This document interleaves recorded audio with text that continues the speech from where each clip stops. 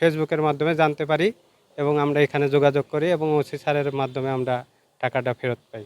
আমি আনন্দিত যে আমি পেয়েছি। আমি ঢাকাতে ব্যবসা করি। ঢাকা থেকে ব্যবসা করি এবং সেখান থেকে বাড়ির উদ্দেশ্যে রওনা দেই ২৬ তারিখ শনিবার সকালে এবং হুন্ডা দিয়ে এবং সকালে রওনা দিয়ে বাড়ির উদ্দেশ্যে রওনা দেওয়ার পথে মানিকগঞ্জ থেকে পাটুরিয়া রোডে ঢুকতে এখন দেখি আমার হুন্ডার পিছনে ব্যাগ নেই। ১২ ব্রিজের উপরে একটা বাঘ করানো দেখি, ওরা আমার হেল্পার দিয়ে ব্যাগটা উঠাইছি। উঠানোর পরে আপনার পুলিশ ক্যাম্প বিসিক বলে ওঠাকে, ওখানে এসে আমার হেল্পারটা ব্যাগটা খোলানোর পরে একটা মহিলা ছিল গাড়ির ভিতরে, ওই মহিলা টাকাটি দেখতে পারছে, প্লাস ওখান থেকে ২,০০০ টাকা নিছিল। ওরা বলছে টাকাটা রাখে, ও তো পাগল, ওরা বলছে টাকাটা রাখে। পরে মহিলা স্টানা এসে এটা হুইলাহুইলি করছে, আমার ওই ছিনতাইকারী বাহিনী এটা খুঁজ পায় আমার এই রহমান সেঞ্জুরি জায়গায় দাবড়িয়া আমার কাছে টাকা ডাউনলোড করে নিয়ে আসছে। আমার শ্রমিকরা যদি কোনো অন্যায় করে সেটার দেখতে হয়।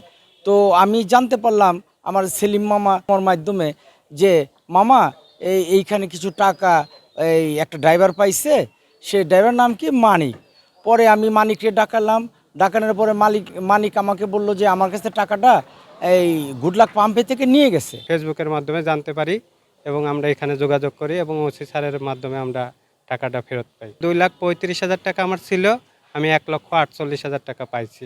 আমি আনন্দিত যে আমি পেয়েছি এবং বাকি টাকা ওসি স্যারের কাছে অনুরোধ যে আমার বাকি টাকাও আমার উদ্ধার করে দিবে। হলো মোহাম্মদ মনিরুল ইসলাম, পিতা মালেক, রাজবাড়ি।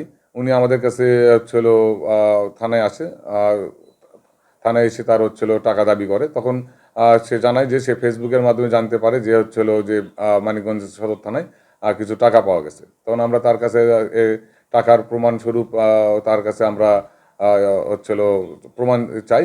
তখন তিনি তার ব্যাগ এবং ব্যাগের ভিতরে তার ব্যবহার্য কাপড় চোপড় এবং টাকার পরিমাণ এগুলো বিভিন্ন বর্ণনা দেয়।